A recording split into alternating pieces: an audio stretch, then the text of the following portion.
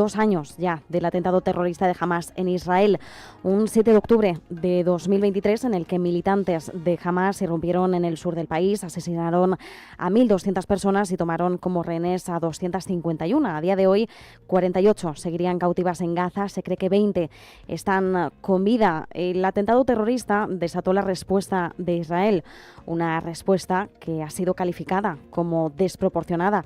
Y recordemos, Israel ha sido condenado por genocidio por parte de la ONU. Más de 67.000 palestinos han muerto por esa ofensiva israelí. En torno al 90% de la población de Gaza se ha visto forzada a desplazarse y los que se han quedado, por desgracia, viven en una situación de hambruna extrema y la franja, el terreno en sí, ha quedado reducido a más de 50 millones de toneladas de escombros.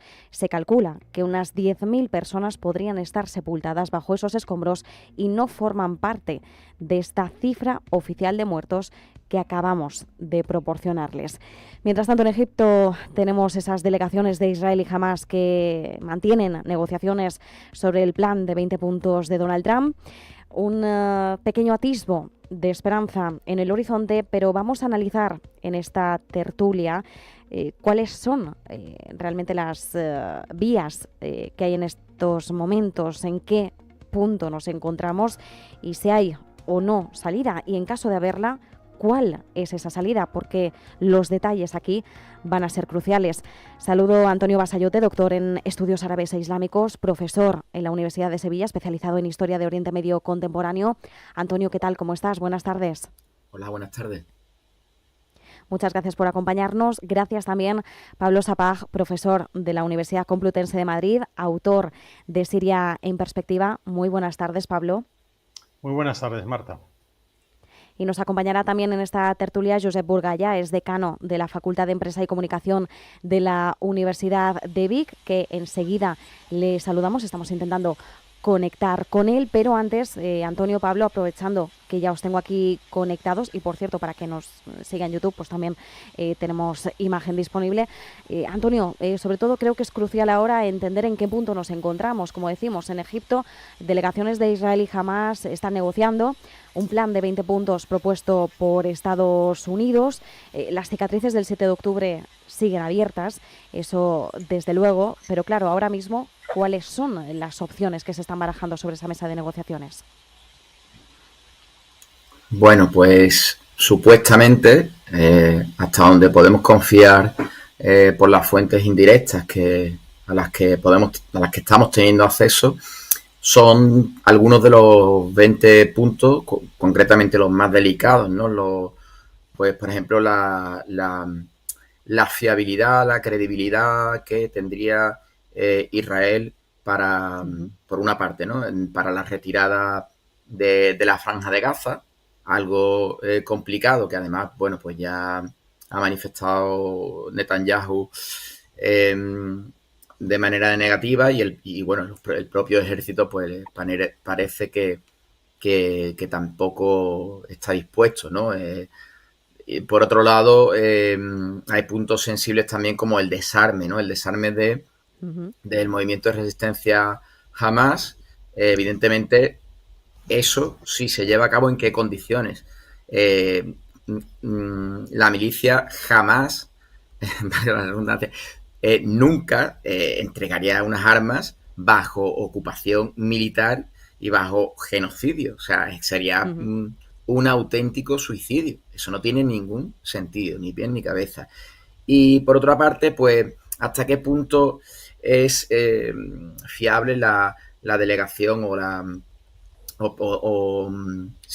digamos, fiar la administración posterior a un consejo que estaría en última instancia pues dirigido por Donald Trump? Ya se ha demostrado a lo largo de la historia, pero más si cabe en estos 2 últimos años, tanto con Joe Biden, pero ya de manera descabellada con Donald Trump, que Estados Unidos no es ningún interlocutor fiable, no lo ha sido nunca respecto a la cuestión palestina, y no lo está haciendo ahora mucho menos, ¿no?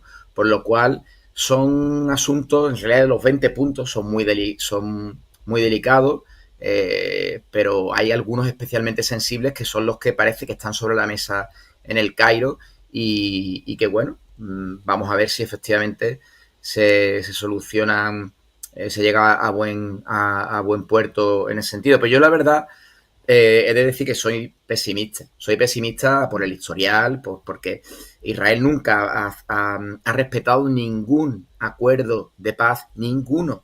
Puedo poner aquí todos los ejemplos que haga falta, tirar de datos, es fácil. Sin ir más lejos, este mismo. O sea, Donald Trump le ordenó a Israel dejar de bombardear Gaza en el mismo instante en que Hamas aceptó ese ultimátum estos días atrás, y en las últimas 72 horas Israel ha masacrado a más de 100 personas, han muerto 2 niños ya de inanición también por hambre provocada deliberadamente por el gobierno de Netanyahu, y por tanto pues no tiene ninguna credibilidad, amén de que también sigue bombardeando en violación del acuerdo de alto al fuego con el Líbano, puesto el sur de este país colindante, por lo cual no tiene ninguna credibilidad, no tiene ninguna fiabilidad, y en ese sentido, lamentablemente, cualquier persona que conozca un poquito la historia de Israel y de Palestina debería ser como cuanto menos cauteloso, ¿no? Sino pesimista. Espero ser cauteloso al menos. Como bien indicabas, Antonio, Estados Unidos en esta cuestión no sería un interlocutor fiable. Ahora mismo, además, bajo la administración Trump, sabemos que no está siendo un aliado fiable tampoco en ningún escenario en general, por esos volantazos por los que tanto se caracteriza el actual presidente estadounidense. Y además, bueno, en esta cuestión Estados Unidos ha sido un aliado tradicional de Israel. Quizás ese peso mediador debería recaer más en quienes están ahora intentando actuar como tal, que serían Egipto y Qatar. Veríamos también cuál sería el peso que ellos podrían adoptar si siguen avanzando las negociaciones. Por cierto, aprovecho ahora ya sí para saludar a Josep Burgaya, decano de la Facultad de Empresa y Comunicación de la Universidad de Vic. Josep, ¿qué tal estás? Bienvenido a esta tertulia y a esta conversación. Muchísimas gracias por acompañarnos. Un placer, como siempre, estar con ustedes. Muchas gracias. Pablo, te dirijo a ti la siguiente pregunta. Nos ha dicho Antonio Basayote que él se muestra pesimista respecto a las negociaciones que están en curso. Además, ya sabemos también que por parte de Qatar, uno de los mediadores han insistido en que esto todavía va a llevar tiempo, no es algo que se vaya a producir en el caso de producirse con inmediatez. Parece que son unas negociaciones que arrancan ahora, pero que todavía podrían desenvolverse a lo largo de las semanas. ¿Te muestras pesimista o hay un hilo de esperanza al que aferrarse la población palestina e israelí? Parece que están intentando también aferrarse a ello. Me quedo con lo último que dijo Antonio, cautela. Hay que ser cautelosos porque efectivamente siempre hay imponderables en este tipo de negociaciones. Lo primero que hay que tener en cuenta es que además no son negociaciones para resolver ninguna cuestión de fondo, son para resolver lo inmediato, es decir, esta tragedia humana que venimos viendo desde hace 2 años y que tiene pues los componentes que ustedes han descrito muy bien desde el punto de vista de los muertos, los mutilados, los heridos, la destrucción desde el punto de vista material en los distintos escenarios que se han ido produciendo en esta cuestión, ¿no? Pero yo sí creo que estamos ante una situación ya bastante insostenible para Hamás, ¿no? Desde el punto de vista tanto militar como desde el punto de vista de las opciones que tiene para poder negociar, que no son posibilidades autónomas, ¿no? Aquí se ha mencionado a Qatar. Qatar no es un mediador, un actor independiente, etcétera. Qatar responde a los intereses occidentales, fue creado en 1971 para lo que fue creado, precisamente para que el Reino Unido, pero por extensión las otras potencias occidentales que tienen mucho que ver con la fragmentación de la Siria histórica y natural a la cual pertenece Palestina, pudieran tener una palanca, y esa es la palanca que están utilizando ahora y que han utilizado además en otros escenarios de esa región que llamamos la Siria natural. No hay que olvidarse de que lo de Gaza no es una cuestión desconectada. Hay territorios ocupados en Siria que, por cierto, han aumentado la ocupación territorial desde que se produjeron los hechos en diciembre pasado en Siria. Hay territorios ocupados en Líbano, etcétera, y responde todo a una planificación que tiene ya más de 100 años, con esos acuerdos Sykes-Picot, la declaración Balfour, los propios acuerdos de Oslo, que lo único que hacen es plantear una fragmentación todavía mayor de la región, ¿no? Esta cosa de ir creando estados, estaditos, regiones autónomas, y siempre de acuerdo a consideraciones que no responden necesariamente a lo que es la tradición histórica de la Siria natural, sino que responden a los intereses de esas potencias exteriores, sean globales o sean regionales. Yo creo que estamos en un momento en que tanto la situación sobre el terreno como la situación internacional, ya sea la regional o la global, permiten que se puedan superar algunos de los escollos que Antonio bien mencionaba que se podían plantear en el curso de la negociación. Pero no olvidemos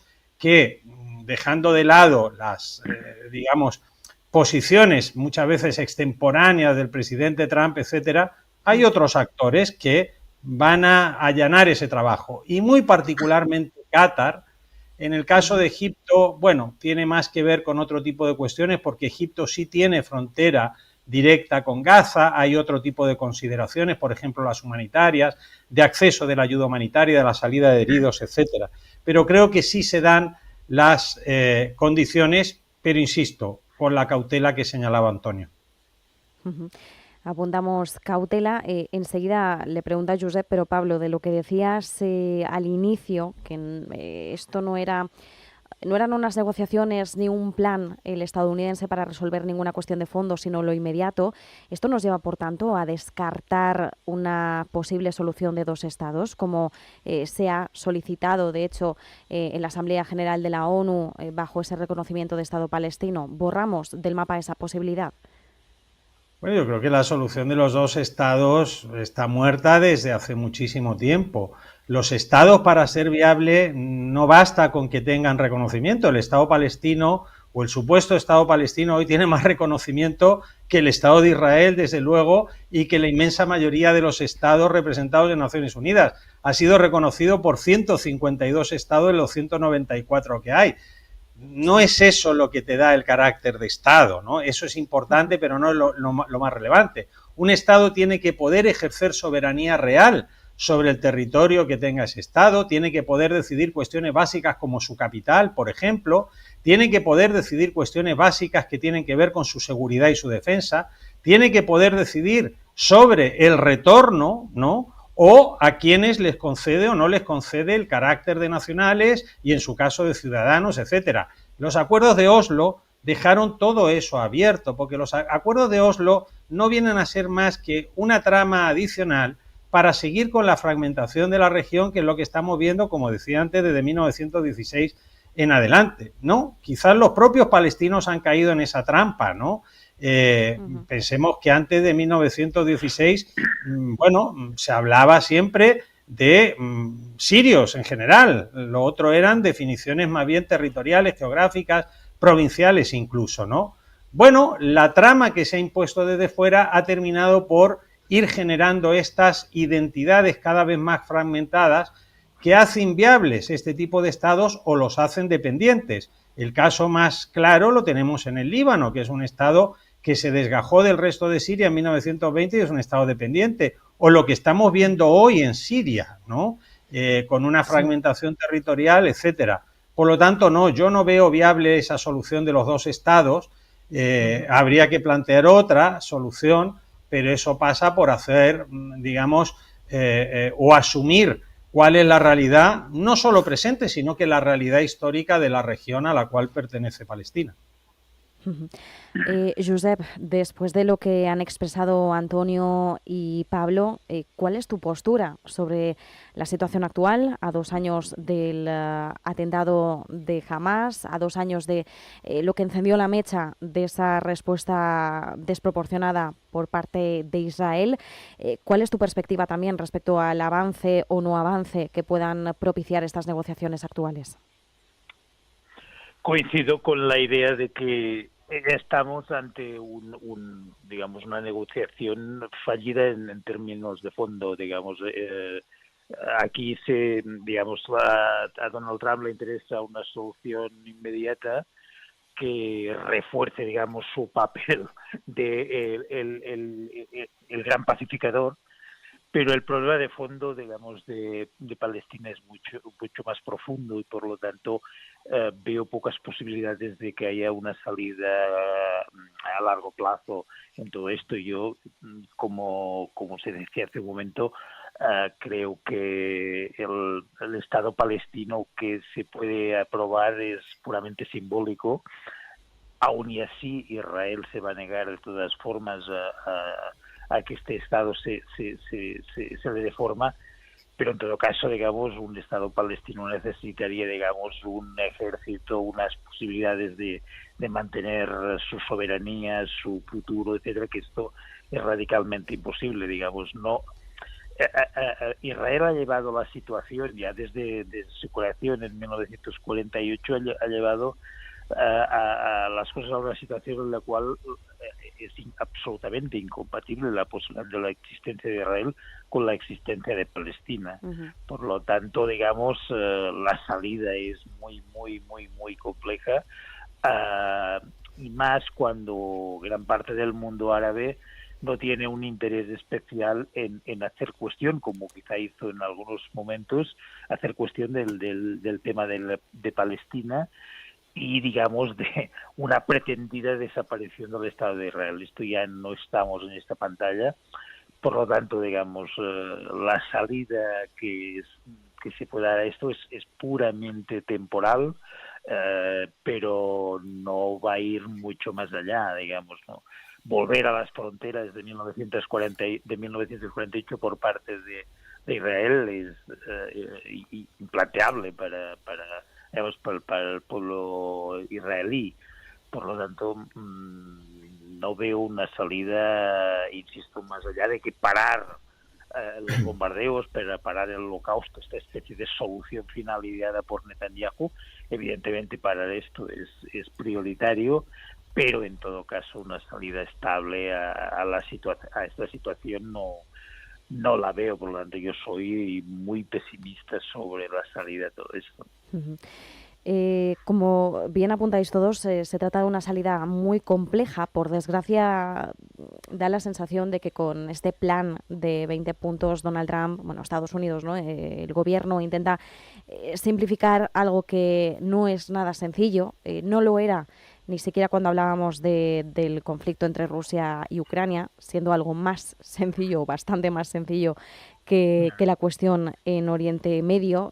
Por tanto, cuando hablamos de lo que está ocurriendo en Gaza, y bien lo ha apuntado también antes Pablo Sapag, pues el problema es que hay una cuestión de fondo que es mucho más extensa, que requiere ya ni siquiera atender tanto a los detalles, se requiere algo que es mucho más artesanal, el proceso de desgranar cada uno de los frentes. Entonces, bueno, de lo que se está hablando en estos momentos, por desgracia, es de lo inmediato, de lo más simple, y probablemente esto sea un proceso también pues para, hablando mal y pronto, llevarse una medalla, ¿no? de un conflicto más cerrado, y voy a entrecomillar esto, aunque en voz no se puede hacer, porque recordemos que Donald Trump no ha terminado 7 guerras en 7 meses, como él decía, ¿no? Vamos a hacer una breve pausa y al volver planteamos entonces la cuestión de, teniendo en cuenta el escenario actual, cuál sería probablemente el escenario más realista y positivo a futuro. Volvemos enseguida.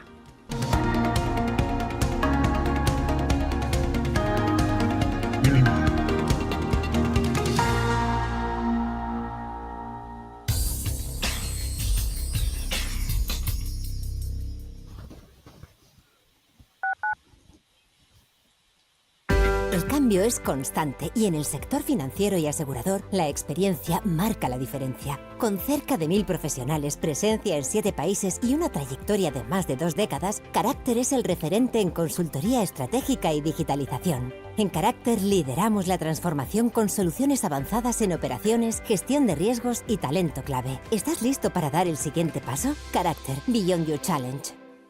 Hola, soy Rafa Jiménez, presento A Media Sesión en Radio Intereconomía. A Media Sesión, para resumir esas mañanas que dan tanto de sí. De una forma amable y donde abrimos el abanico de la información. De 12 a 2 del mediodía en Radio Intereconomía. Di que nos escuchas. No te pierdas la Feria de Otoño en la Plaza de Toros de las Ventas. Morante de la Puebla, Alejandro Talavante, Emilio de Justo, Borja Jiménez, Tomás Rufo, Pablo Aguado. Los toreros más destacados de la temporada vuelven a Madrid. Compra ya tus entradas en las-ventas.com. En nuestro país, alrededor de 3 millones de personas mayores sufren soledad. Muchas veces sin contárselo a nadie. Como si llamaran por teléfono, pero nadie descolgase. Hola. Gracias por descolgar el teléfono. Me llamo José y me gustaría explicarte mi historia. En la Fundación La Caixa, acompañamos a las personas mayores para que dejen de sufrir la soledad en silencio. Descúbrelo en lallamadadelasoledad.org. En Radio Intereconomía te acompañamos donde tú quieras. Sintonízanos en directo a través de la radio, nuestra web, aplicación móvil o canal de YouTube. Si lo prefieres, también puedes encontrarnos en diferido a través de iVoox, Apple Podcast, Spotify y todas las plataformas de podcast. La mejor información económica en cualquier momento y desde cualquier lugar. Radio Intereconomía, siempre contigo.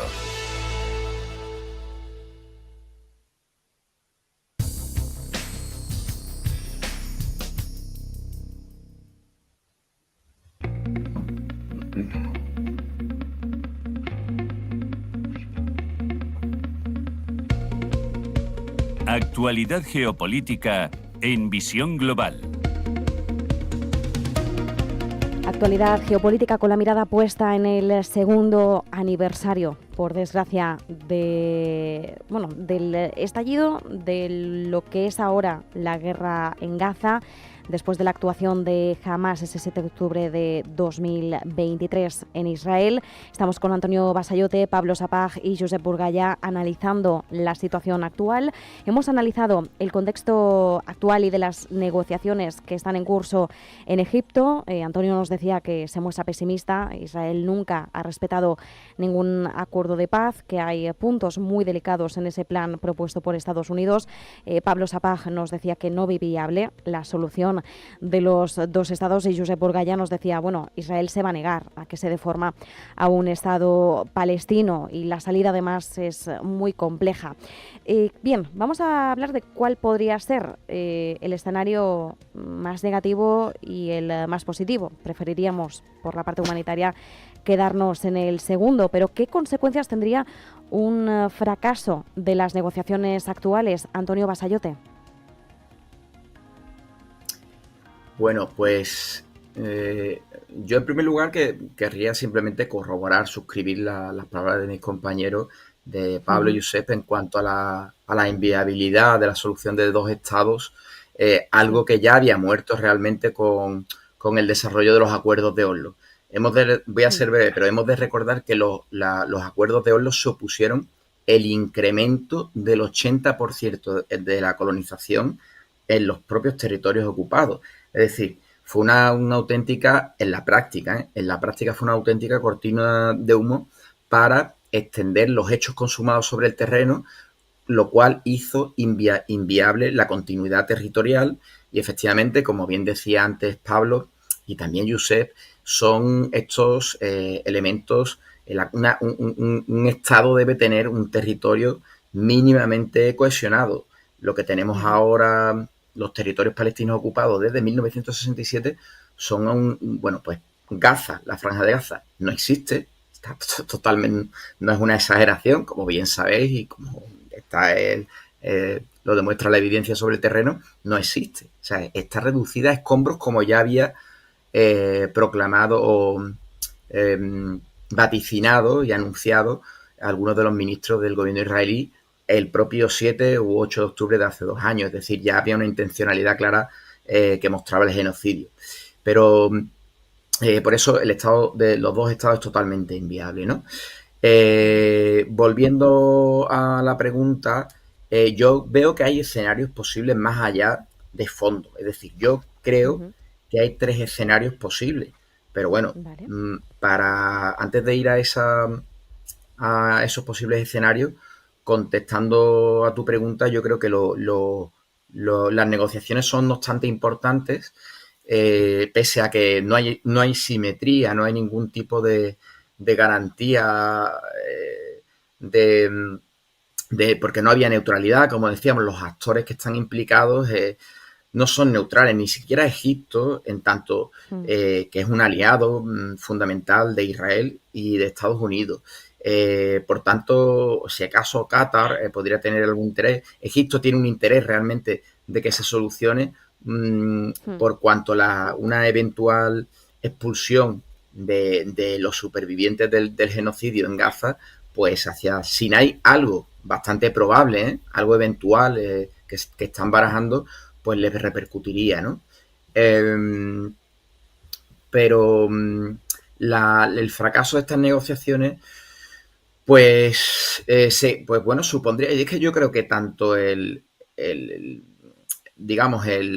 que prosperen las negociaciones como el fracaso para la población palestina va a ser nefasta. Es decir, el genocidio ya se ha perpetrado. O sea, ya hay, aunque las cifras dicen que son más de 70.000 personas, es cierto que hay unas 10.000 personas bajo el escombro, ya ha habido estudios de prestigiosos, de los que se ha hecho eco la Organización de Naciones Unidas, que estiman que son más de 600.000 personas las que han sido asesinadas. Y es algo bastante probable porque esa cifra de en torno a 70.000 personas, debemos recordar que obedecen solamente a las personas que pasan por la morgue, son registradas con nombres y apellidos. Es decir, una buena parte, no iba a decir la mayoría, no sé con exactitud, pero una buena parte de los asesinados y asesinadas están bajo los escombros, están irreconocibles. Incluso hay bombas las bombas de gran tonelaje, pues han evaporado cuerpos. Es que no se sabe, no se sabe con exactitud. Por lo cual, yo creo que la población de Gaza en cualquier caso sale perdiendo, pero es verdad que urge cuanto antes el acceso a la ayuda humanitaria, de toda manera posible, y por supuesto el cese de los bombardeos. Insisto que es que Israel, mientras que estamos aquí hablando, sigue bombardeando Gaza, o sea, sigue matando a civiles, a inocentes, y por lo cual, pues bueno, esto debe parar de inmediato. Y ojalá las negociaciones, aunque sean pan para hoy, hambre para mañana, y aunque sean a muy corto plazo, prosperen, porque por lo menos a corto plazo hace falta esa pausa que dé un poquito de oxígeno y que permita asistencia médica a las decenas o cientos de miles de heridos que hay todavía en la franja, ¿no? Desde luego, como bien decías, Antonio, las cifras que manejamos son las oficiales, pero de aquellas personas que han conseguido ser reconocibles, y de hecho la cifra que se da de aquellas personas que podrían estar bajo escombros es aproximada. Se habla de unas 10.000, pero es que además, como bien dices, hay personas que por la propia situación en la que han fallecido no han sido ni siquiera identificadas, ¿no?, con nombres y apellidos. Es muy difícil dar cifras y siempre tenemos que citar que son las cifras oficiales, porque extraoficiales efectivamente, por desgracia, pueden ser muchísimas más muertes. Pablo, nos decía Antonio al principio, ¿no? Veo 3 escenarios posibles. ¿Cuáles son los escenarios que tú manejas para una salida de esta situación? Obviamente, insistir, estamos ante unas no negociaciones, es prácticamente aceptar lo que se imponga para resolver una cuestión inmediata, que sí es cierto que si se consolida, pues va a generar otro tipo de cambios que tampoco van a beneficiar a los palestinos. Lo que pasa es que llegados a esta situación, con esas cifras que acabáis de dar, la situación es insoportable para la población, que lo que desea es una pausa, hay un clamor para eso. Incluso están dispuestos a perder la organización política que existía antes en Gaza, las organizaciones militares que había, etcétera, etcétera, etcétera, ¿no? Por lo tanto, si estas negociaciones fracasan, para resolver eso inmediato, es decir, que Israel deje de atacar y a cambio Hamás se desmovilice y libere a los rehenes, eso es lo básico. Hay otros puntos, sí es cierto, pero lo básico es eso, y que entre la ayuda humanitaria, etcétera. Pues el escenario es muy complejo porque Estados Unidos ya lo ha advertido. Ellos se sumarían incluso al propio Israel para erradicar por la fuerza a lo que vaya quedando de Hamás, que ya no debe ser mucho más. Por eso decía que la situación ya no da mucho más de sí. Hamás no tiene ya demasiadas cartas sobre la manga que negociar, porque Hamás además arrastró en esta situación del 7 de octubre pues a otros componentes muy importantes de esa región, que es la Siria natural. Pensemos que Hezbollah en Líbano ha quedado muy diezmado, muy disminuido. Hoy no tiene capacidad de plantar cara al Estado de Israel como sí lo tuvo antes. Ejemplo es el conflicto de 2006, y desde luego ha desaparecido el principal valedor de la causa palestina a lo largo de los años, que era el Estado de la República Árabe Siria. Y no olvidemos que lo que se ha hecho en la República Árabe Siria es un cambio de régimen. Los cambios de régimen son un cambio de Estado, no son un cambio de gobierno. Y lo que cambia, entre otras muchas cosas, son las orientaciones y los principios de actuación en su ámbito exterior de los estados. El nuevo Estado en construcción en la República Árabe Siria ya ha dejado muy claro que Israel no es su enemigo, que ni siquiera va a plantar cara a Israel cuando Israel ocupa territorio de la República Árabe Siria. Desde diciembre ha ocupado más de 1.000 kilómetros cuadrados más, que ha cerrado el espacio aéreo de Siria en el sur del país, que plantea un corredor hasta el noreste y que además está apoyando claramente soluciones de cantonalización o de fragmentación en el sur, en el noreste e incluso en la costa de Siria, porque entre otras cosas benefician ideológicamente a Israel. Israel es el único hasta ahora Estado confesional, declaradamente confesional, en la región de la Siria histórica natural.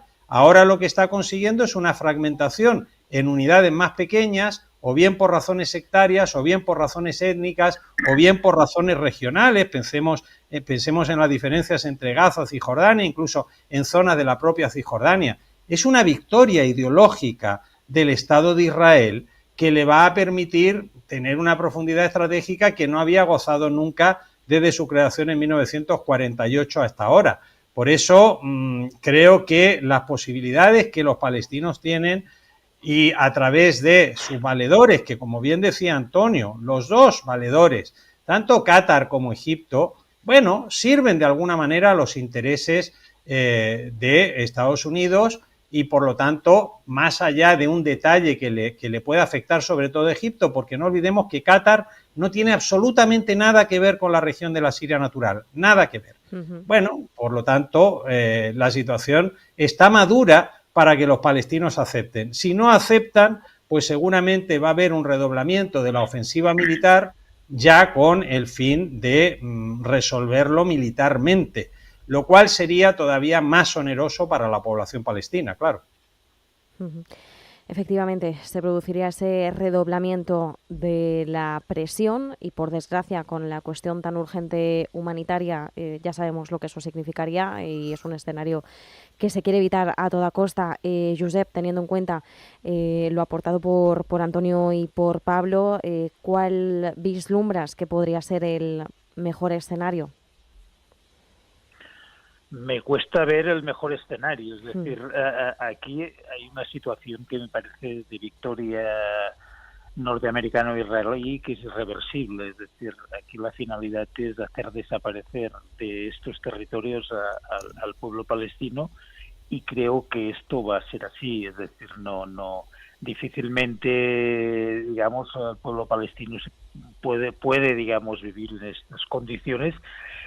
Estamos ante una auténtica solución final en relación al pueblo palestino. Es evidente que este intento de una tregua, de unas conversaciones de paz, es para intentar recuperar el relato perdido desde el punto de vista de la opinión pública mundial por parte de Israel y de Estados Unidos, pero, digamos, Israel va a ocupar estos territorios, esto es bastante evidente. Cisjordania es una zona autónoma palestina imaginaria, porque van, digamos, progresando la colonización de estos territorios. Yo creo que Palestina ha sido sacrificada por todos, incluso por el mundo árabe, y por lo tanto la solución, desgraciadamente, para los palestinos es ubicarse en otro lado y convertirse, digamos, en unos migrantes despojados de su territorio. Yo creo que ni Estados Unidos ni Netanyahu están por la labor de establecer un auténtico Estado palestino. Es decir, estos territorios van a ser territorios israelíes. Cisjordania ya, digamos, la colonización es brutal, y empezado lo de Gaza, digamos, esto va a llegar hasta el final. El problema, digamos, no es tanto Hamás, sino el problema es que la evolución del sionismo israelí ha ido en la línea más dura que se podía plantear, y por lo tanto van a una solución final. Ya no existe aquel imaginario pueblo israelí progresista avanzado que se veía, digamos, compartiendo territorio y lugar con los palestinos. Es decir, la población israelí ha evolucionado hacia una radicalización brutal.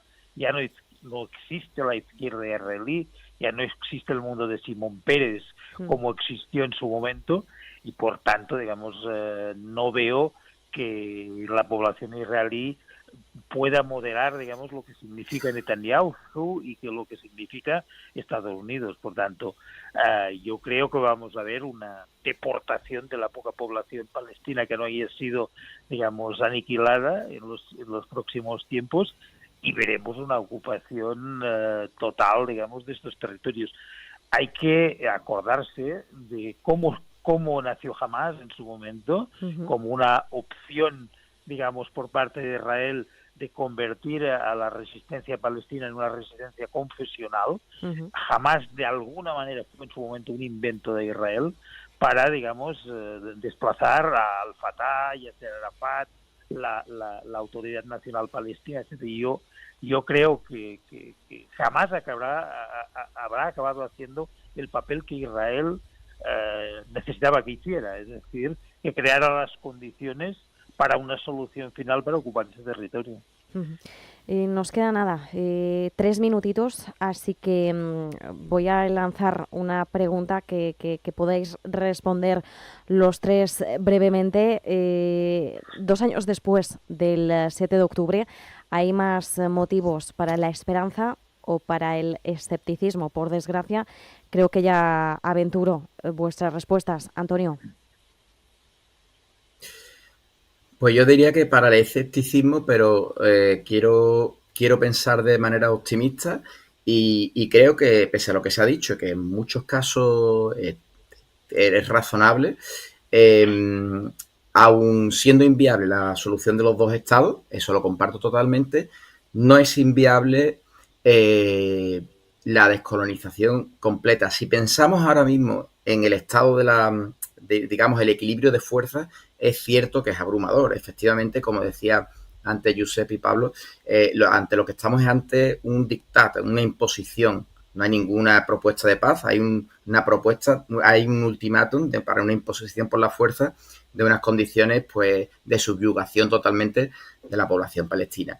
Ahora bien, también es verdad que jamás se ha dado cuenta de que el único clavo ardiendo que tenía era los rehenes, pero ante la evidencia de que al gobierno extremista, fundamentalista actual de Netanyahu les da igual los rehenes, porque se ha comprobado que incluso ellos mismos han matado a rehenes y que siguen bombardeando zonas delicadas donde pueden estar escondidos los rehenes, pues está claro que jamás ante esa disyuntiva parece que va a aceptar casi todo.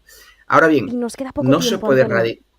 Sí, pero termino. Yo creo que, sí, que pese a que se expulse a la población palestina de Gaza, yo creo que va a seguir el inquebrantable deseo de liberación nacional, va a unir a todos los palestinos de la diáspora y que el Estado de Israel tarde o temprano, en su manera actual colonial, va a caer. Estoy seguro de ello. Pues nos quedamos con ese atisbo de esperanza. Pablo, muy rápido, en 30 segunditos, ¿esperanza o escepticismo?